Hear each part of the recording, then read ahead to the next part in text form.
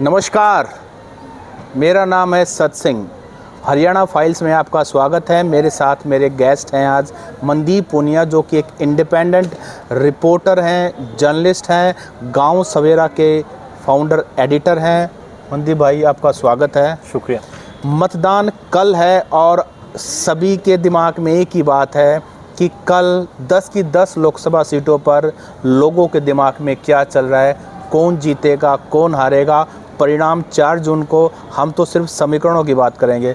मनदीप भाई, लोकसभा चुनाव में आप कहाँ कहाँ गए, पहले तो ये जानना चाहता हूँ, फिर समीकरणों की बात कर लेंगे। तो मैं हरियाणा की तो सभी 10 सीटों पे गया हूँ। बाकी मैं मध्य प्रदेश, उत्तर प्रदेश, राजस्थान की मेरी यात्राएं रही हैं और हरियाणा भी ख़त्म कर लिया, तो अब पंजाब की यात्राएं रहेंगी और हरियाणा की 10 सीटों पे गया हूँ मैं। क्योंकि हम हरियाणा स्पेसिफिक, हमारी ऑडियंस ज़्यादा है, तो हरियाणा की 10 सीटों में से आप ये बताइए कि पहले कहाँ कहाँ गए, मतलब 10 पे मैं फरीदाबाद से शुरुआत की। मेरा मतलब मानना ये था कि ऐसी सीट से मैं शुरुआत करूँ जो बिल्कुल किसान आंदोलन के अपोजिट सीट हो, जहाँ पर उसके कोई समीकरण हो। तो फरीदाबाद और गुड़गांव पहले मैंने किया, NCR के। हाँ जी। उसके बाद मैं रेवाड़ी, महेंद्रगढ़ होते हुए फिर भिवानी और फिर रोहतक भी किया। फिर मैंने हिसार, सोनीपत, फिर हिसार, करनाल, कुरुक्षेत्र और अम्बाड़ा, ये मैंने ऐसे करके समेटा है सारा। तो आपने मतलब ये सारा क्रिस क्रॉस कर दिया हरियाणा में। तो शहरी सीटों पे गए या गांव में भी गए हैं? देहात में ज़्यादा गया हूँ, शहर में भी। आपका फेवरेट स्पॉट तो गांव ही है। हाँ। और एक आपने वो शायद करनाल का कहीं शेयर कर रखा था, आपकी गाड़ी के वो चक्के उतर गए थे एलॉय व्हील के समेत। जी,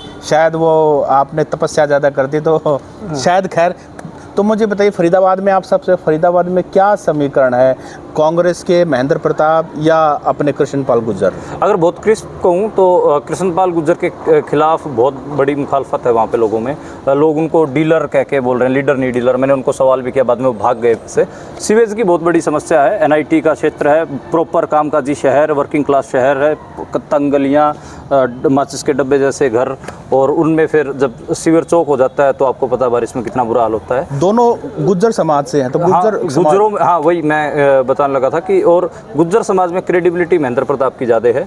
और पलवल एक ऐसा जिला है जिसमें ऐसे समीकरण है जो कृष्णपाल गुज्जर के खिलाफ हैं। वहाँ पर जाट मतदाता हैं, वहाँ पर मेव मतदाता है और वहाँ पर दलित मतदाता है। राजा नाहर सिंह का इलाका, बिल्कुल सही आपने कहा। और उदयभान का अब इलाका, कांग्रेस के PCC प्रेसिडेंट। तो दलित प्लस जाट प्लस मेव पलवल जिले के इतना खतरनाक कॉम्बिनेशन बनाते हैं कि वही आपका मतलब 1.5-1 लाख की लीड देता है। फरीदाबाद शहर लेकिन कृष्णपाल गुर्जर के लिए फेवरेबल, क्योंकि शहरी मतदाता ज़्यादा, NIT में भी UP बिहार के माइग्रेटेड लोग ज़्यादा, तो इसलिए कृष्णपाल गुर्जर का जो सारा दामोदार है वो फरीदाबाद शहर पर है। अगर फरीदाबाद शहर में वर्किंग क्लास, जो मैं माइग्रेटेड क्लास कह रहा हूँ, अगर उन्होंने सीवेज के मुद्दे पर वोट दे दिया, जैसे अभी वहाँ पे का चुनाव नगर पालिका का चुनाव हुआ पड़ा है, नेशनल मुद्दों पे नहीं हो रहा, वो सीवरेज बड़ा मुद्दा है, तो अगर उस सीवरेज के मुद्दे पे वोट पड़ गया तो महेंद्र प्रताप जीत जाएंगे। पर आज के टाइम पे अगर हम बात करें तो आज के टाइम पे 50,000 के आसपास कृष्णपाल गुर्जर एक लीड पे दिख रहे हैं। तो मोदी नाम का चश्मा नहीं उतरा है फरीदाबाद शहर में। पलवल में मोदी वेव जैसी कोई चीज़ नहीं है। अच्छा,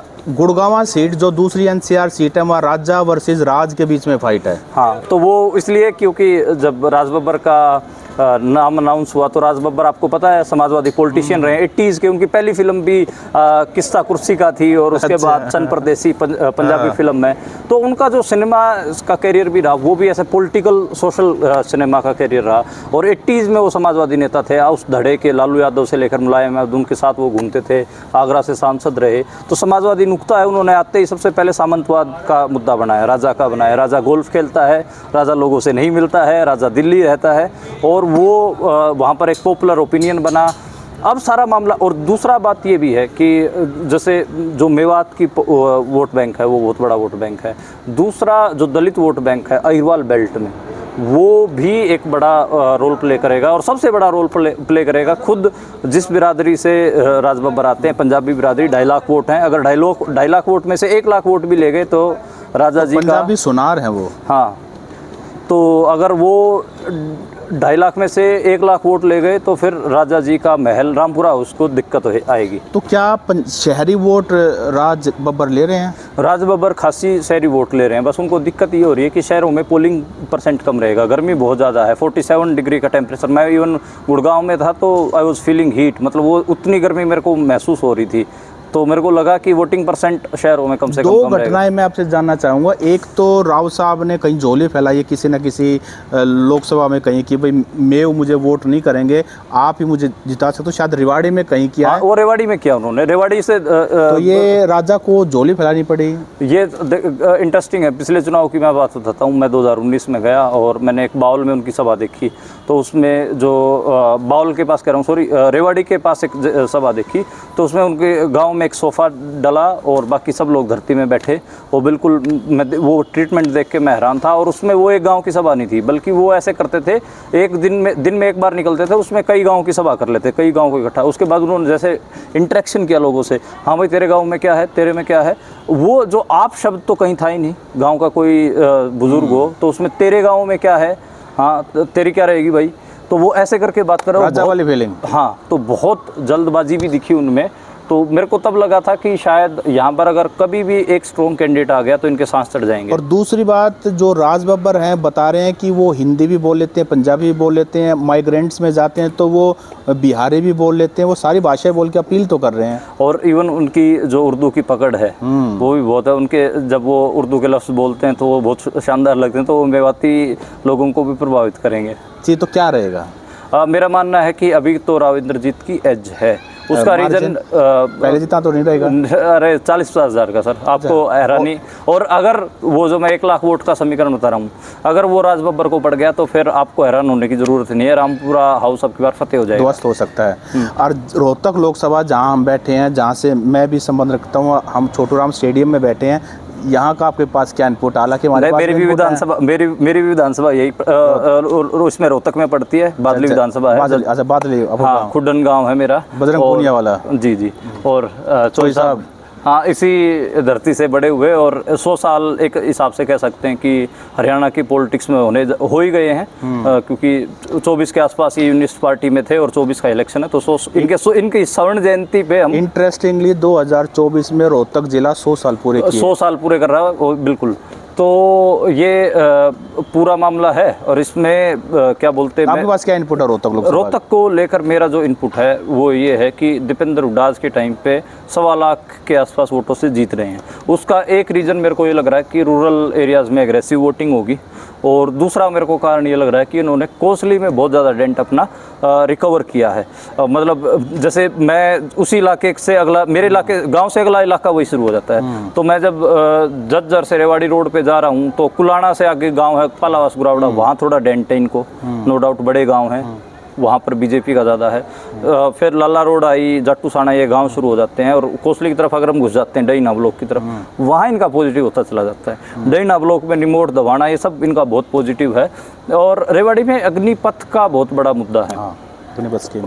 उसके चक्कर में मतलब वो हो रहा है। और एक अरविंद शर्मा की जगह कोई और कैंडिडेट होता तो दीपेंद्र हुड्डा को पिछली बार जितनी बड़ी ही हार मिलती वहाँ से, लेकिन अरविंद शर्मा की मुखालफत बहुत ज़्यादा है उस इलाके में। आप यकीन मानिए कि लोग कह रहे हैं कि हमने तो शक्ल ही नहीं देखी उस आदमी की। तो वो है। और एक MP लैड का फंड नहीं खर्च कर पाए, ऐसा आरोप हुआ था। लेकिन बाद में उन्होंने कुछ अपने आंकड़े पेश किए थे जिसमें उन्होंने सेटिस्फाई कर दिया था मीडिया को। खैर चलो, तो लीड कितनी रहेगी? 1.25 लाख तक? हाँ, मेरे को लग रहा है कि 1.25 लाख लीड। जी, अगला भिवानी। भिवानी महेंद्रगढ़ की टिकट ऐसी कि किसान आंदोलन से जुड़े हुए लोगों ने रावदान सिंह की मांगी।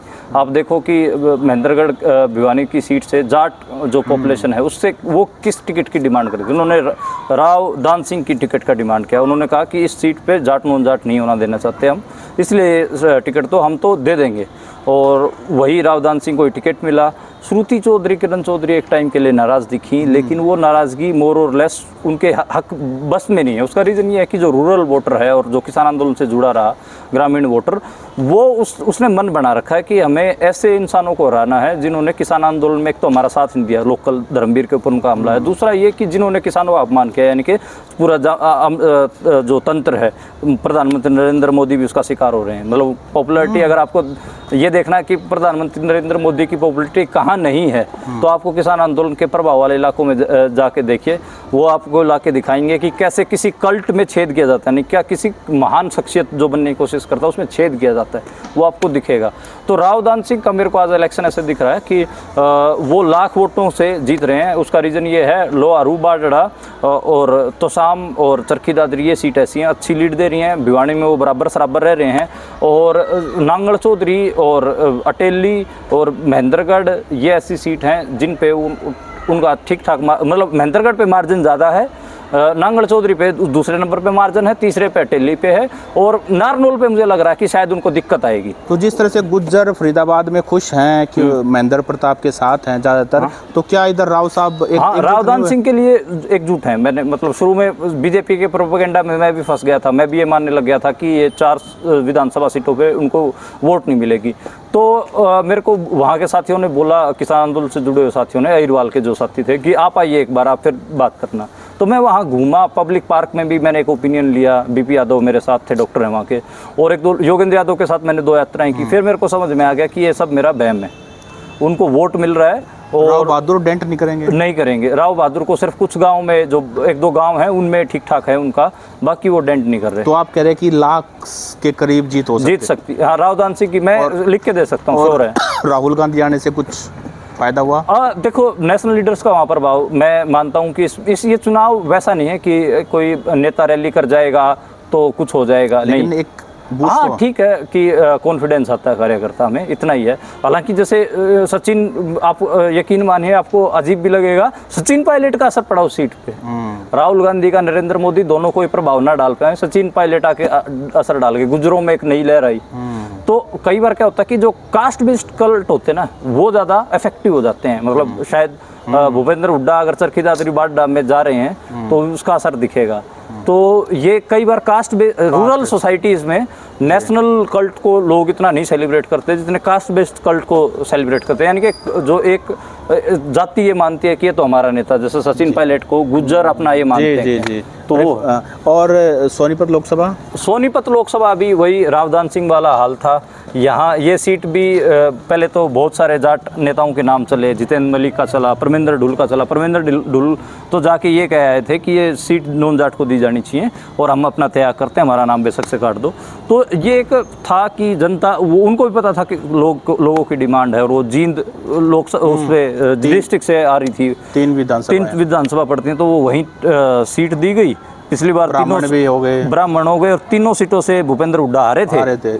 और अब की बार लग रहा है कि वो तीनों सीटें अगर संभल जाएंगी तो सोनीपत में 4 जो विधानसभा हैं, 6 में से 4 विधानसभा में इनका मुझे पॉजिटिव लग रहा है, और वो 3 भी पॉजिटिव रही। तो मेरा आकलन है कि सोनीपत की सीट भी क्लियर है, बहुत किंतु परंतु नहीं है। उसका एक रीज़न ये है, रमेश चंद्र कौशिक की जो वीडियो वायरल करवाई गई वो मोहनलाल बड़ौली गुट नहीं करवाई थी। मेरे पास भी जो फ़ोन आया, पता आपको तो पत्रकारों को, वो मोहनलाल बड़ौली के कार्यकर्ताओं का आया कि हमें आप एक विडियो देना चाहते हैं, उसको आप वायरल कर दो। तो मैंने कहा मैं ये काम नहीं करता। रमेश कौशिक भी नाराज है, उनकी टीम भी नाराज है। वो नाराज, इवन जो मीटिंग हुई दिल्ली कह रहा हूँ, सॉरी, गुड़गांव में जो मीटिंग हुई बीजेपी की, उसमें समझौता हो गया। तो उसमें रमेश चंद्र कौशिक ने कहा कि मेरे साले को टिकट दो आप, साले के साले को टिकट दो। तो इन्होंने मना कर दिया बीजेपी ने। तो वो बोले कि फिर मेरा रिकन्सिलिएशन तो कहीं करोगे, मेरा घाव जो मारा है मोहनलाल बड़ौली और ने, उसका वो तो करोगे। तो बोले कि सर आगे देख लेंगे। तो उस आगे देखने के चक्कर में वो घर पे ही बैठ गए हैं, वो कोई कैंपेनिंग नहीं कर रहे हैं जी। और उसके बाद हिसार में कभी रंजीत को जिता देते हैं, कभी जेपी को जिता देते हैं। ये हिसार का मिजाज ही ऐसा है, हिसार सबसे रंगीला इलाका है और सबसे ज़्यादा पॉलिटिकल, वहाँ कोई हैवीवेट कैंडिडेट ना भी लड़े तो भी उस सीट की सबसे ज़्यादा चर्चा होती है। और उसका रीज़न वहाँ के देहातियों का ही है, वो आंदोलनों में ज़्यादा सक्रिय रहते हैं और थोड़े मतलब जिसको कहेंगे रूरल सीट्स, अगर सही ग्रामीण सीटें कहें तो वो वही हैं। और हरियाणा का आपका क्या एनालिसिस है हिसार का? हाँ, हिसार का देखो, जेपी खराब कैंडिडेट साबित हुए। जो लोगों की डिमांड थी, चंद्रमोहन बिश्नोई, वो अच्छे कैंडिडेट साबित होते, सुबह 12 बजे ही जीत जाते वो, लेकिन लोगों की आवाज़ वहाँ शायद नहीं सुनी गई। जेपी के साथ दिक्कत ये है कि उनके इर्द गिर्द कलायत की टीम रहती है, और कलायत की टीम वहाँ के लोकल कांग्रेसियों को तंग कर रही है, वो दिख रहा है। और वीरेंद्र सिंह की नाराज़गी भी एक देखने को मिलती है। लेकिन फिर भी मैं जेपी को एज दे के चल रहा हूँ, मैं ये मान के चल रहा हूँ कि जेपी चुनाव जीत रहे हैं। मैंने शुरू में क्रिटिसिज्म किया, लेकिन फिर मैं कह रहा हूँ कि जेपी चुनाव जीत रहे हैं, खराब कैंडिडेट साबित होने के बावजूद। उसका रीज़न ये है कि वहाँ के देहातियों से मेरी बात हो रही थी, बोले कि काम तो इसके, मतलब बहुत ऐसे हरियाणवी में उन्होंने कहा कि काम तो इसके हिस्से हैं, 2 थोका हम लड़ाई करवा देगा, फिर जाकर दोनों आके समझौता करवा देगा, नंबर कूट लेगा। बोला तो यो आकर कोई अपने जीवन का 12वां चुनाव लड़ रहे हैं, 12वां चुनाव लड़ रहे हैं। और लेकिन उन्होंने ये कहा, जो रूरल क्राउड है, उन्होंने कहा कि फिर भी हम वोट, हम बड़ा इलेक्शन देख रहे हैं, हमारा जिन्होंने अपमान किया उनको हराने के लिए हम वोट कर रहे हैं। तो उस लिहाज से मेरे को लगा कि अगर रूरल वोटर, ग्रामीण मतदाता इतनी बड़ी सोच के साथ वोट देगा तो कैंडिडेट कोई भी हो। तो आपने रोहतक जिता दी, सोनीपत जिता दी, फरीदाबाद जिता दी। नहीं, फरीदाबाद नहीं जिताई है। फरीदाबाद टक्कर है, टक्कर मतलब मेरा मानना है कि आज के टाइम पे केजरीवाल 50,000 से आगे। भिवानी जीत गए, भिवानी जिता और हिसार भी जीत में। हाँ, और सिरसा भी जिता दी। हाँ, सिरसा तो ऑब्वियसली बहुत बड़े मार्जिन से बड़े, लेकिन फैक्टर क्या काम कर रहा है? रूरल सीट, ग्रामीण सीट, किसान आंदोलन का गढ़ और अकेली सीट जिसपे शहर का कोई प्रभाव ही नहीं है। दोनों शहर फतेहाबाद, सिरसा बहुत छोटे शहर हैं, तो कोई उनका प्रभाव नहीं है। और दोनों में भी जो ऑडियंस है, वो जो क्राउड है, वो ज़्यादा रूरल क्राउड है अगर शहरों की बात करें तो। वो एक चक्कर है, वकील सेतिया और अपना कांडा वगैरह कई लोग इकट्ठे वो लगे वो उसका एक रीजन ये पड़ रहा है कि अशोक गहलोत, वो अशोक तंवर बहुत हल्के कैंडिडेट हैं। एक तो 10 पार्टियों की यात्रा कर चुके हैं वो, और दूसरा जब किसानों ने उनका विरोध करना शुरू किया तो उन्होंने अनाप शनाप बोलना शुरू कर दिया। तो इस वजह से उनको शैली ऐसी है। मुझे किसी ने बताया कि वहाँ 3 तरह की मतलब 3 तरह की नाराजगी, एक मोदी से, फिर खट्टर से और फिर तंवर से। हाँ, तो वो 3 तरह की नाराजगियों में मारे जाएंगे। तो उसकी ज़्यादा बात नहीं करते, उसका तो क्लियर है। अंबाला में सभी लोगों की निगाहें हैं। उसका रीज़न ये है, लोगों को लग रहा है कि ये भी किसान आंदोलन की सीट रही है, उसमें भी जेपी जैसा मामला है। कैंडिडेट मैच्योर नहीं है, हालांकि अपने आप को क्लासिक कांग्रेसमैन दिखाने की कोशिश करता है, टोपी लगाता है और संविधान और उसी अंबेडकर और गांधी, नेहरू उसी स्टाइल में बात करने की कोशिश करता है। लेकिन दिक्कत ये है, गहरी नहीं है। हाँ, जड़ें भी गहरी नहीं है। और दूसरा, अगर कोई उसको वर्कर ऐसे हाथ डाल दे तो हरियाणा में ये बड़ी दिक्कत है कि पहले 2005 से हमने पहले देखा था कि कोई नेता को अगर ऐसे हाथ डाल देता था वर्कर तो उसका हाथ भी मतलब अटैक हो जाता था, आपको पता ही है। तो वही मेरे को लगा, वरुण मुलाना अपने कंधों पे हाथ भी नहीं रखने देते हैं वर्कर्स को। तो मुझे लगता है कि वो, और उनकी 4-5 घंटे मैंने उनका देखा सारा, तो मेरे को लगा कि वो कैंडिडेट बहुत मूर्ख हैं। और बंतो कटारिया उनके मुकाबले कैंडिडेट अच्छी है, लेकिन वहाँ पर समीकरण 3 आंदोलनों के समीकरण हैं। देखिए, दलित आंदोलन 2 अप्रैल को हुआ, और CNRC का आंदोलन मुस्लिम गुज्जर हैं यमुनानगर में, और किसान आंदोलन जाट प्लस सिख। और जो मैं दलित आंदोलन कह रहा हूँ, हरियाणा मतलब वैसे तो जो शिवालिक, लोअर शिवालिक बेल्ट है, आप चंडीगढ़ से शुरू हो जाए, चंडीगढ़ का उससे पहले से शुरू हो जाइए, कंडी के इलाके से शुरू हो जाइए, और वो सीधा आप नगीना तक भी पहुँच जाएंगे, नेपाल बॉर्डर तक। वो पूरी बेल्ट लोअर शिवालिक, वो सब दलित हैं वहाँ पर, चमार जाति ज़्यादा है। और तो वो जो सिरोली वाला इलाका, पंचकुला वाला इलाका है, वहाँ पे अम्बेडकराइट फोर्सेज का काम बहुत ज़्यादा है। इसलिए वो संविधान के नुक्ते को, रिजर्वेशन के नुक्ते को, और जो 2 अप्रैल को जो हुआ, उन नुक्तों को समझते बहुत तगड़े हैं, इस करके वो कांग्रेस को वोट जा रहे हैं। अच्छा, मुस्लिम गुज्जर वहाँ पर बहुत कम्युनल एंगल देने की कोशिश हुई, बीजेपी ने प्रयोग करने की कोशिश की यमुनानगर में, लेकिन मुस्लिम गुज्जरों ने अपनी गुज्जर की आइडेंटिटी आगे रखी, उसका नुकसान बीजेपी को हुआ। और यही चक्कर है कि जो मुस्लिम गुज्जर, दलित प्लस जाट प्लस सिख, ये 4 जो कॉम्बिनेशन है, इतना खतरनाक। विज साहब के नाराज भी हैं। विज साहब ने तो इनडायरेक्टली इशारा कर ही दिया है, और वो इशारा वरुण मुलाना के लिए किया है। तो कुरुक्षेत्र में बड़ा ट्रायंगुलर फाइट बनी हुई है। हाँ, और वो मेरे को लग रहा है कि नवीन जिंदल जीत जाएंगे वहाँ से। उसका रीजन मैं ये मानता हूँ, अब चौटाला 1.25 लाख 1.5 लाख वोट लेंगे, उतना ही गुप्ता हारेगा। हार जाएंगे, हार रहे हैं। मतलब मैं बार ये सुनाई दे रहा है कि तो क्या लाख वोट ले रहे हैं या अभय चौटाला? ज़्यादा ले रहे हैं, ज़्यादा ले रहे हैं। कैंपेनिंग ज़्यादा हार्ड हो गई है। कैंपेनिंग भी अच्छी कर रहे हैं, और अभय चौटाला कैंडिडेट अच्छे हैं, ठीक है कि वो सारे समीकरणों में फिट नहीं बैठ रहे। पर आप ये देखिए ना कि गुप्ता का और नवीन जिंदल का किसानों के लिए क्या रोल है। अभय चौटाला ने इस्तीफा दिया, उनके बेटे की वाइफ का मतलब 1 महीने ब्याह हुआ था, 1 महीना हुआ था ब्याह का, वो किसानों की सेवाएं कर रही थी। तो कैंडिडेट माड़ा नहीं है ना, चुनाव लड़ना आता है, रूरल नुक्ता है, रूरल चुटकुले उनके पास हैं। देवलाल परिवार से भी आते हैं। हाँ, उस परिवार का संबंध भी है। तो फिर एक बात बताओ कि उन जो गुप्ता, सुशील गुप्ता का, ठीक है, सुशील गुप्ता ने कोशिश की, जाटों के गांव का बढ़िया हूँ, ये है वो सब, उन्होंने चौधरपुरी जाट की रील बना के गाने भी लगाए। तो अगर कोई कमजोर जाट होता तो चल जाता, लेकिन सामने अभय चौटाला तो चला नहीं उनका तीर। हाँ, तो वो मुझे लग रहा है जो कलायत सीट है या और कई विधानसभाएं हैं, वहाँ से अभय चौटाला को अच्छी वोट। तो मैं जो अगली सीट है करनाल, मेरे पास ये इनपुट है कि खट्टर फंसा हुआ है, हार भी सकता है। मैं ये इंटरेस्टिंग है, वैसे मैं भी रहा 3 दिन, और गौरव हमारे साथी हैं, उनका तो गांव ही है वहाँ पे। तो गौरव के साथ मेरे को मौका ये मिला कि मैं नॉन जाट सेक्शन में ज़्यादा घूमा। गौरव का काम वहाँ पे DNT और नॉन चमार दलित्स में ज़्यादा है, DS4 जिसको बोलते हैं, तो उनमें मैं घूमा। और सरप्राइजिंगली नॉन चमार दलित कांग्रेस को जा रहा था, तो मैं भी ऐसे मेरी सिट्टी पिट्टी गुल हो गई। मैं कहा चमार जो वोट है दलित वोट बैंक में वो कांग्रेस को जा रहा है। अब जो नॉन चमार दलित वोट है अगर वो भी कांग्रेस को जा रहा है तो खट्टर साहब की सिचुएशन ख़राब है। Road vote bank Virendra Maratha को जा रहा है जो एनसीपी के कैंडिडेट हैं, जो कि ट्रेडिशनली वोट बैंक बीजेपी का था, तो वो एक नुकसान तो ये मुझे लगा। लेकिन खट्टर के फेवर में भी कुछ चीज़ें हैं, जैसे Rajput vote bank, Gujjar vote bank, तो ऐसी बात नहीं। और शहरी करनाल और पानीपत, देखो मैं आपको एक इनपुट बताता हूँ, फिर आप अपना कंटिन्यू करना।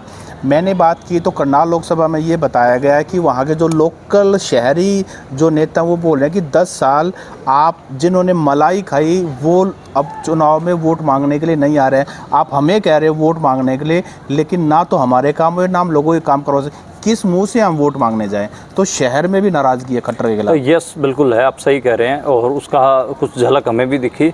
लेकिन वहाँ पे खट्टर साहब ने जब से चाय पीना शुरू किया है तो बहुत वो स्वयं सेवक रहे हैं इसमें। देखो हमें कुछ चीज़ों के लिए, जैसे बहुत सारे लोग बोलते हैं कि मनोहर लाल खट्टर मास पॉलिटिशियन नहीं है, मैं उनको गलत मानता हूँ, क्योंकि स्वयं सेवक रहे हैं। और स्वयं सेवक या शाखा आरएसएस का काम ये होता है कि वो ऐसे लोग बनाए जो बहुत ग्राउंड से चिपक के मास पॉलिटिक्स करें। वो अलग बात है कि जब वो उनको मुख्य चौधर मिली तो वो राजा जैसे बन गए, घर का नाम कबीर कुटिया रखा, लेकिन उसमें लोगों की एंट्री नहीं होती थी। और दूसरा ये कि जब राज मिला तो राजा हो गए, स्वयं सेवक के काम पीछे छोड़ दिए, ड्राइंग रूम पॉलिटिक्स करने लगे, जिसमें लोगों को गिराने चढ़ाने का काम करने लगे, अपने लोगों से कनेक्ट छोड़ दिया। अगर वो सीएम रहते हुए स्वयं सेवक बने रहते जी तो वो कमाल कर देते। लेकिन अब वो कोशिश कर रहे हैं दोबारा स्वयं सेवक बनने की। मेरे को नहीं लग रहा कि लेकिन शायद वो लेट हो गया, हमें ये लग रहा। पर खैर 50,000 के आसपास का मार्जिन है। 31 साल के दिव्यांशु बुद्धि राजा ने उनको सांस चढ़ाई हुए, लेकिन लड़का वो जो है नेता बन के निकलेगा, वो बन चुका है। तो हमने शायद 10 की 10 लोकसभा हमने कंप्लीट कर लिए हैं, जिसमें से रोहतक, सोनीपत, भिवानी, हिसार, सिरसा 5। हाँ और मेरे को ये लग रहा है कि अंबाला भी मैंने। अच्छा अंबाला, हाँ तो 6 सीटें मेरे को 6 सीटें कांग्रेस की आ सकती हैं और 4 सीटें बीजेपी। 4 सीटें बीजेपी। आज के टाइम पे 6 सीटों पे कांग्रेस की एज है और 4 सीटों पे बीजेपी की एज है। कई सीटों पे ऐसा भी है कि अदर्स पे बहुत डिपेंड है। अगर अदर्स 1 लाख प्लस वोट पा जाते हैं तो उन सीटों पे कांग्रेस का गेम बिगड़ जाएगा। जैसे कुरुक्षेत्र पे गेम अब बिगाड़ रहे हैं, ऐसे ही हिसार पे लोग ये कह रहे हैं कि दोनों देवरानी जेठानी अगर 1 लाख वोट पा गई तो फिर जेपी किसी मैदान में नहीं टिकेंगे जी। तो ये थे। और एक इंटरेस्टिंग और बात, वैसे ये सब बात करनी चाहिए, लेकिन फिर कि हिसार में नैना और सुनैना में टक्कर ये है कि कौन किससे ज़्यादा वोट ले। जैसे हमारे देहात में देवरानी जो जेठानियों में सूटों का नहीं, लेकिन नहीं होता किसका सूट महंगा, तो उसमें देवरानी जेठानी में किसको ज़्यादा। और आज सुनैना कुलदीप बिश्नोई के घर भी पहुंची हुई है। हाँ, तो पता नहीं वो इनवाइट किए थे या क्या था मुझे नहीं पता, लेकिन एक मैसेजिंग देने की कोशिश की है और उनको बहुत अच्छी तरह से ग्रीट किया गया। होस्ट बने हैं कुलदीप बिश्नोई, खाना वाना खिलाया, फोटो खिंचवा के सोशल मीडिया पे पोस्ट भी हुई है। खैर ये थे हमारे 10 सीटों का आकलन। लेकिन कल मतदान है, आप मतदान करने जाएं।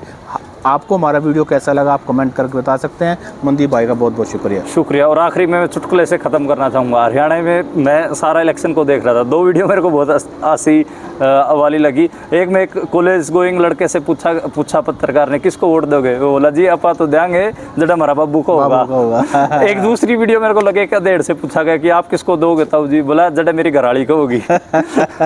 तो हरियाणा वाले बड़े मतलब मजाकिया हैं और सच में हम पत्रकार कितनी कोशिश कर लें कई बार टो नहीं ली जाती। इसलिए ये आकलन है जो हमें महसूस हुआ। फाइनल रिजल्ट 4 जून को, और 4 जून को शायद दोबारा हम बातचीत करेंगे। बिल्कुल हम बातचीत। नमस्कार।